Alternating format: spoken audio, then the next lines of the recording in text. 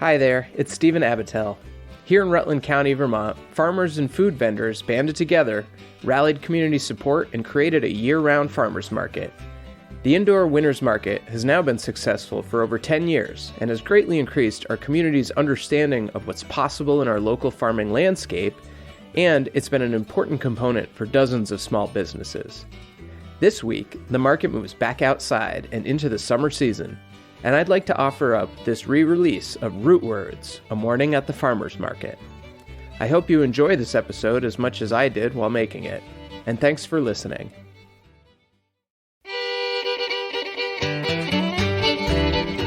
Welcome to Root Words, a podcast that explores agriculture and cooking's role in connecting us to our landscape and our communities. I'm Stephen Abatiell. Root Words is a collaboration between Vermont Farmers Food Center, Shrewsbury Agricultural Education and Arts Foundation, and many other community members. The project began in 2017 and was made possible by support from the National Endowment for the Humanities, as well as from this community. Throughout this podcast, you're going to be hearing stories from people around the Rutland County region in the heart of Vermont, a region rich in agriculture, family farms, a region that's a pastoral working landscape. These stories are going to be each little windows into what a regional food system really looks like on the community level.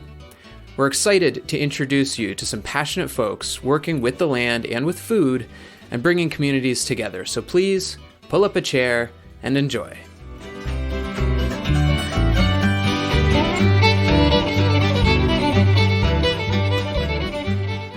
In this episode of Root Words, we're going to explore some of the differences between deciding to shop at the supermarket or at the farmer's market. To delve into this, I wrote up a typical grocery list and brought it to the supermarket and then to Rutland's downtown Saturday farmer's market. And this is what I found. Okay, so my grocery list for this week. I've got some bread, multi-grain bread, arugula, corn tortillas, radishes, a greens mix, a spring mix, dozen eggs, about a pound of sausages, mozzarella, ground beef, and apples. Pretty typical list for a lot of folks, and we'll start at my local grocery store.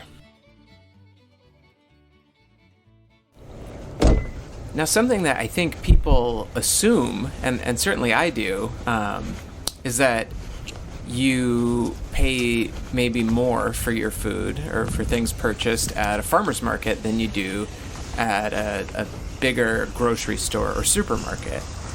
And it's something I've always been interested in testing in my own life, in my own shopping list.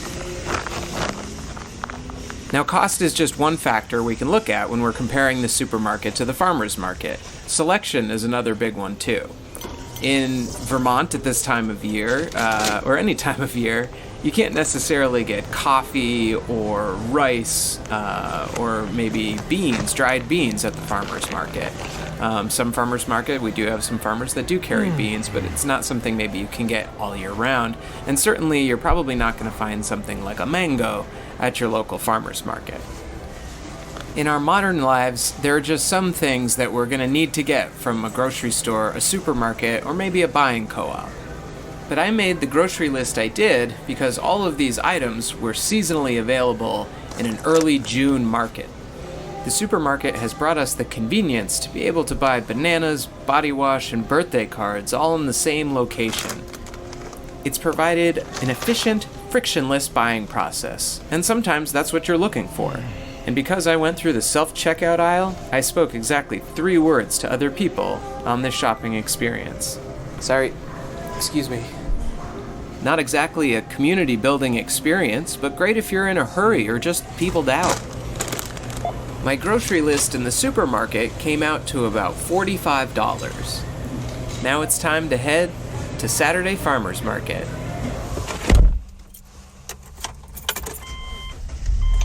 There are about 75 farmers markets in Vermont that run year-round, bringing you seasonal produce as well as other value-added products and prepared food.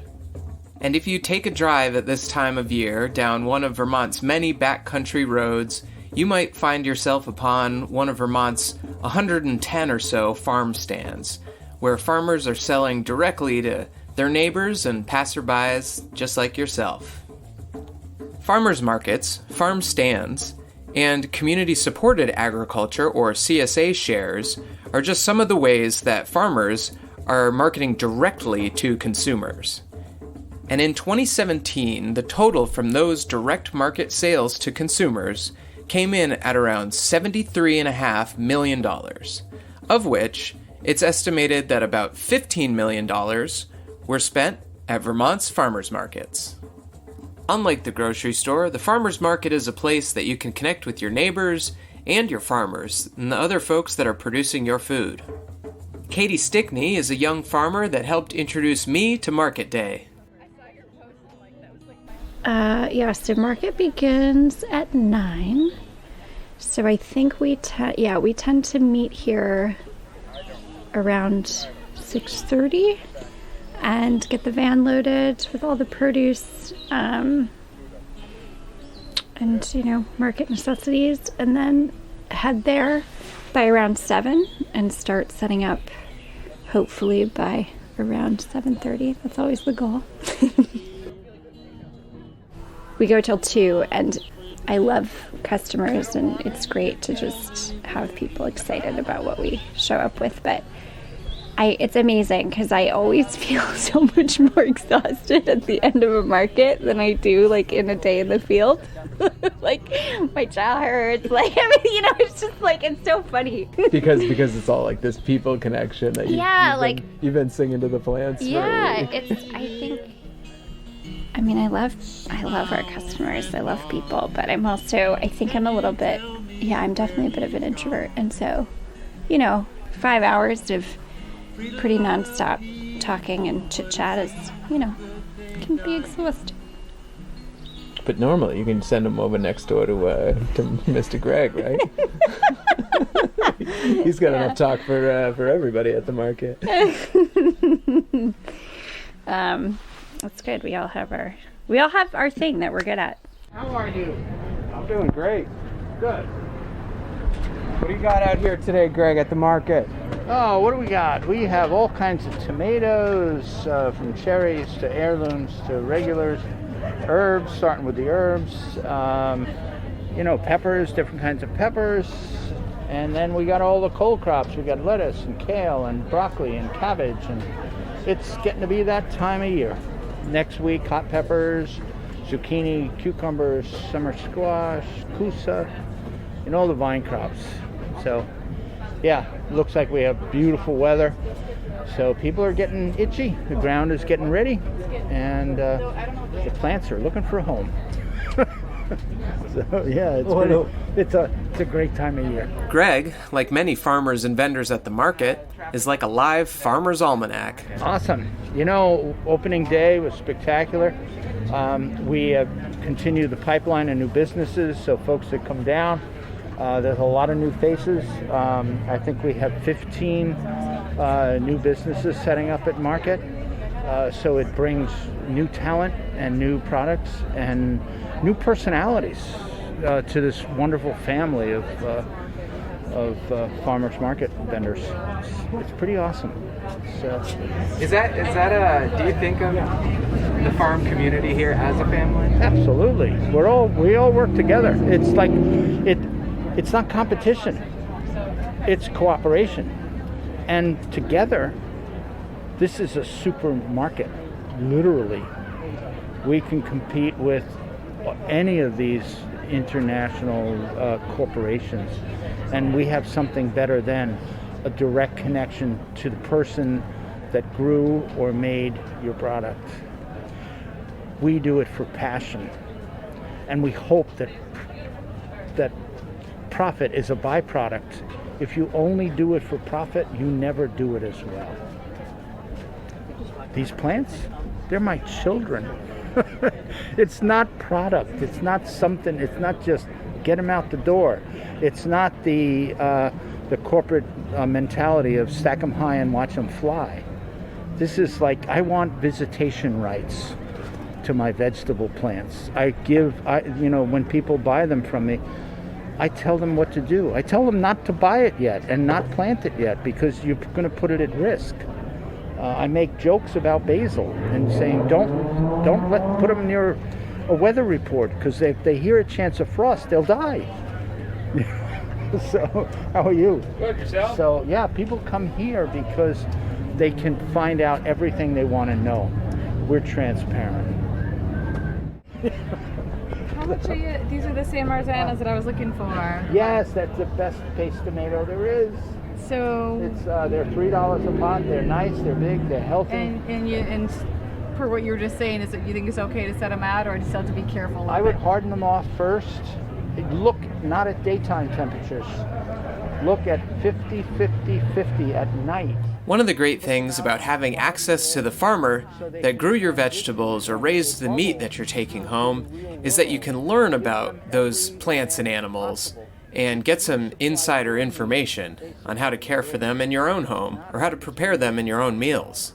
Do you have is that the spring mix down at the end there? Yes, it is. What can you tell us about that spring mix, Greg? Spring mix. Salanova. Brand new lettuce, maybe 5 years old, out of a breeding program from the Netherlands. Salanova. New lettuce. Okay. Amazing. 8 varieties. They only come pelleted.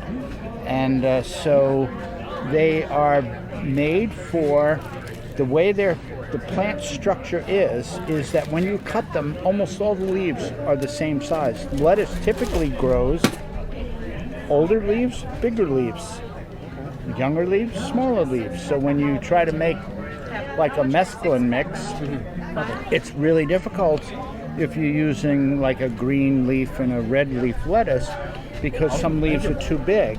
If you cut leaves, you tend to have ends that could turn brown. So this one cut, 8 different varieties: green butterhead, red incised, green incised. I can't even remember all of it, but there's 8 of them total, and they all are different colors and different textures. All right. That's a beautiful salad. And how much was it? $4.25? $4.25 for a bag. All right. What do you think I'd pay at a grocery store for that? Probably about the same. Yeah? Yeah, probably about the same.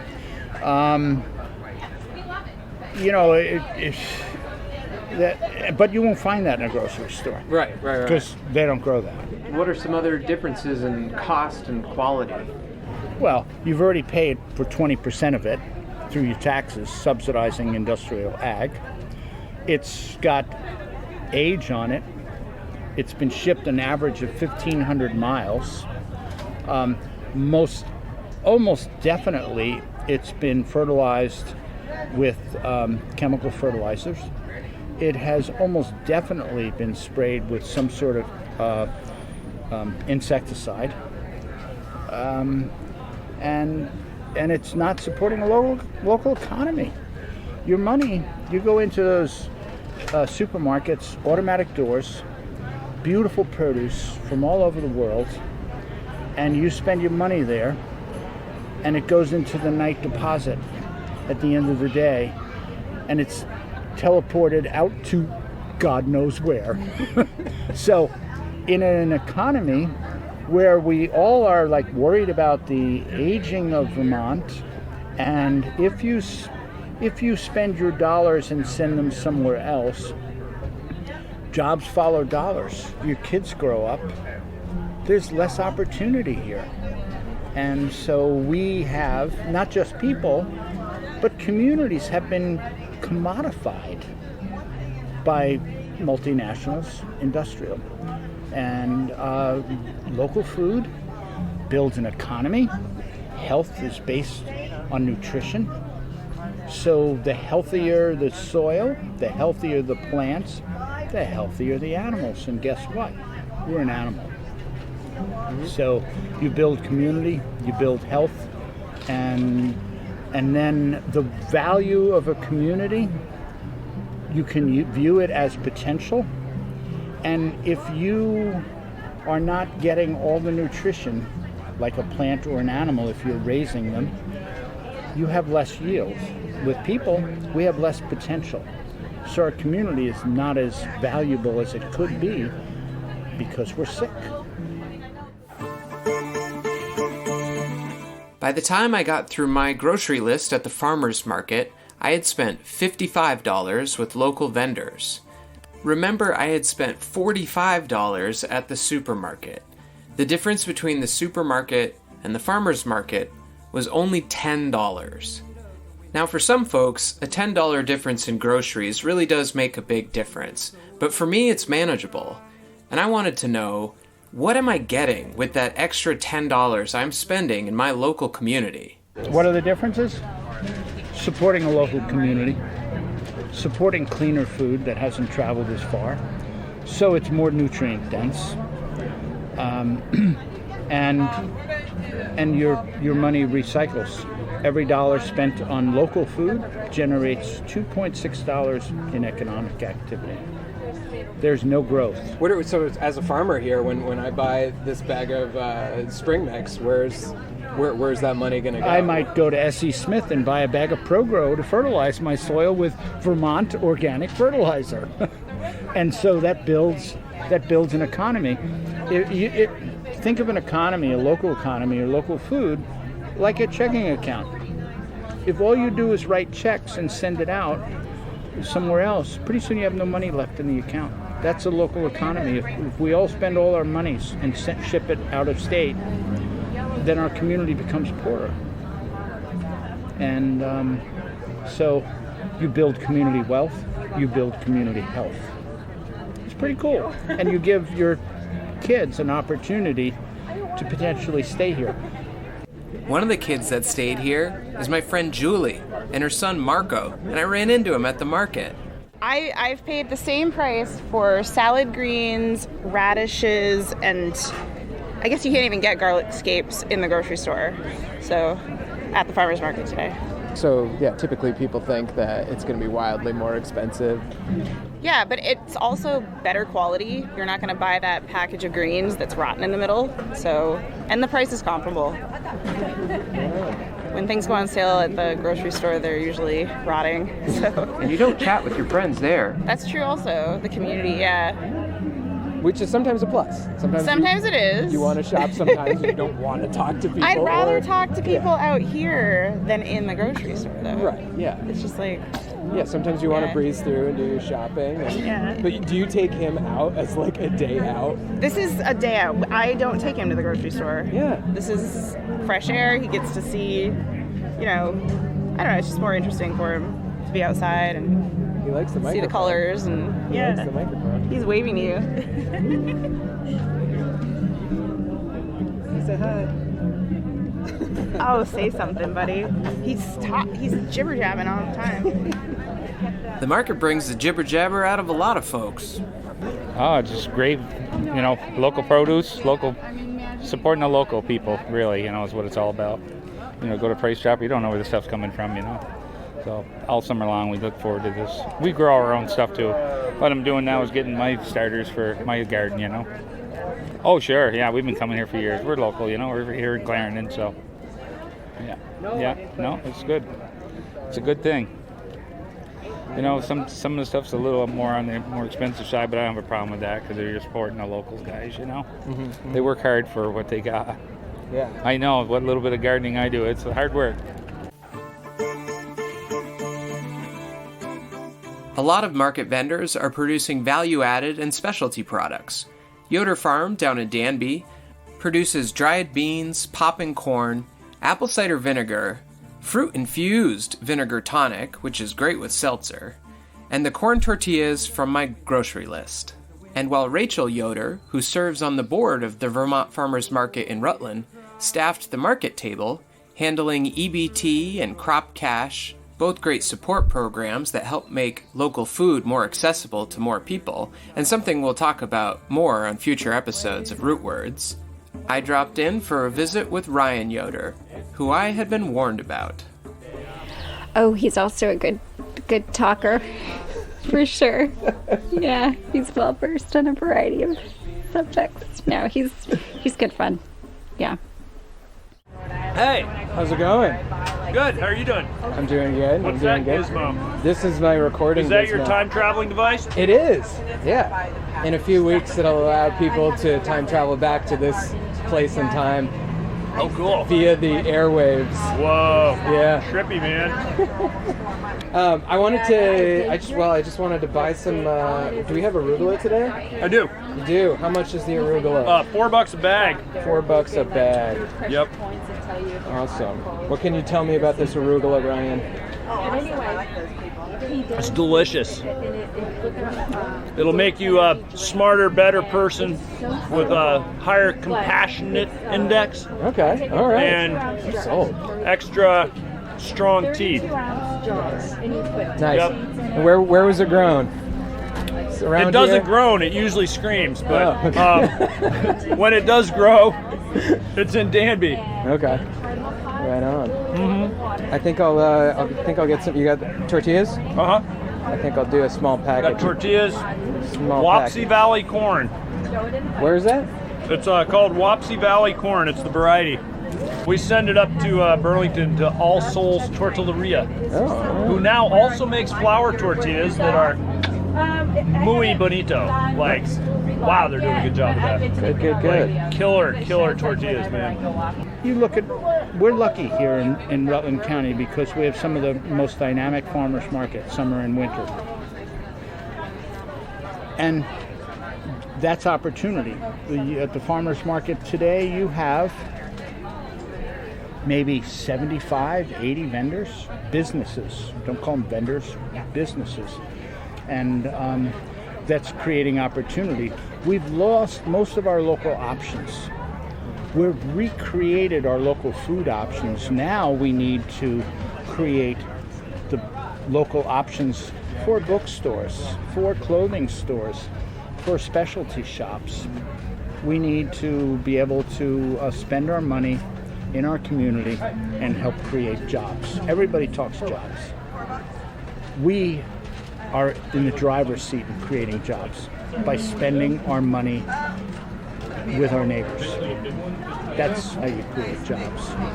Right now, we're creating jobs somewhere else. Yeah. We're creating jobs somewhere. Wow. Less jobs. Less somewhere jobs else. somewhere. Because it's here, and you get, most farmers pay really good money. My son just finished up 8 days at Laughing Child Farm. $16 an hour. That's a livable wage. He's 24 years old. That happens a lot. If you were working with Andy Farmer at the Northern Vine Supply over in Pollock, he's paying a livable wage. Most farmers, to get good help, they're willing to pay to get that help. That's job creation. That extra $10 that I spent at the farmer's market on this day made it to my farmers, and then in turn to local tractor supplies, hardware stores, and seed companies. Some of that money will one day send my friends' kids to school, and some of that money goes to support local farm workers like my friend Katie. Yeah, I think it provides a great quality of life. It is to me a living wage, all the produce you could imagine, a great learning environment, and just a community of folks that at least I've had the good fortune of being able to show up at the farm and just love working with. I don't think it gets much better, for work. Vermonters spend around $2.5 billion annually on purchasing food. About $310 million, or about 14% of that, is on local food purchases, according to data compiled in 2017.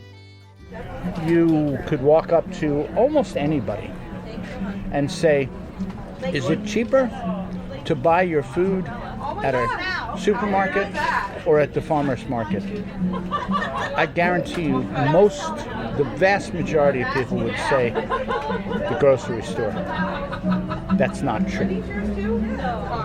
That's not true. If you shopped this market as if it was a grocery store, you could save up to 20% on your produce. Maybe not by shopping certain growers, But if you shopped around, when we're into cucumbers and they're still getting $1 a piece, you can get a cucumber from Charlie Brown for 50 cents. Shop smart. Collectively, this is Rutland's supermarket. I agree. Some super folks. Awesome. Well, Greg, it's always a pleasure. You don't have to lie to me. I'll be seeing you Enough again. people lie to me. Why does it have to be you? We'll see you again soon, though. A2, Brutus? And I'd love to come check out the farm again. It's pretty awesome. It's pretty beautiful. I love, like I said, Boardman Hill is a cross between the Shire and Camelot. I am part of an ecosystem, not in charge of anything. I'm just another organism on the farm. It's a pretty awesome place to be. Knowing your farmer is about knowing your food system, and it really connects you with the place that you live. I checked back in with Katie to see how she feels about her place in the food system, growing for and purchasing from her friends and neighbors. I mean, so I'm just thinking back, pre-farm life. I was just so far removed from my food source, and it's hard, it's hard in the kind of culture that we have, the value system that we have. I think to have a deep relationship with it, I just can't imagine going back. I find, community, certainly, being able to literally hand someone their weekly produce, that's incredible. So the relationship that comes from that. And I think just knowing that there's a self-sufficiency aspect as well, where I don't have to rely on like a larger grocery chain or something for my daily needs. That's been hugely inspiring to my own way of life. Yeah, that sounds like empowerment to me. That sounds empowering. In a way that maybe that was lacking, and when you didn't have such a direct connection to your livelihood and sustenance. And I think it also just lends itself to so many other things. Like once you start being able to be self-sufficient in that way, at least a percentage, of course, like I'm still occasionally buying citrus at the market and things like this, at the grocery store. But I think that has lent itself to other aspects of my life. And like, oh, okay, so how could I do this myself? Oh, that's a good point. Yeah. I'm going to work that in. Okay. Well, Katie, this has been super fun to talk with you. Thank you so much for giving us time. Yeah, thanks. In my time exploring the differences between shopping at the supermarket and the farmer's market, I found that price wasn't as big of a difference as I thought it might be, and that the price difference I found on this day at the market was creating a really positive local impact. I also got to spend a beautiful morning outside catching up with friends and neighbors. Supermarkets do play an important role in our communities. They can employ a lot of people in a small town. They also can bring us a selection of products from around the country and around the world. Many grocers support community causes, and the Vermont Farmers Food Center has received support for its Food as Medicine program, Pharmacy, from Hannaford's. Over 700 Vermont farms benefit from selling directly to retail markets, institutions, and food hubs, totaling $54 million in sales per year. However, there are trends towards mergers and supply chain simplification that make it more and more difficult for Vermont producers to capitalize on supermarket sales. And direct-to-consumer sales are usually going to put much more of the sale price into the farmer's pocket. The trend now, though, is that more people are buying from their local producers each year and supporting their local communities and creating more opportunities. This episode of Root Words was produced by Stephen Abatiell, with special thanks to Greg Cox, Katie Stickney, and the odors. Research from the lab of Dr. David Connor at the University of Vermont was referenced for some of the data presented in this episode, as well as information from reports created by NOFA Vermont. Our musical themes are by the Saltash Serenaders. We are a project of the Vermont Farmers Food Center and SAGE. Thank you all for listening and for being a part of our local food system. We'll catch you next time on Root Words.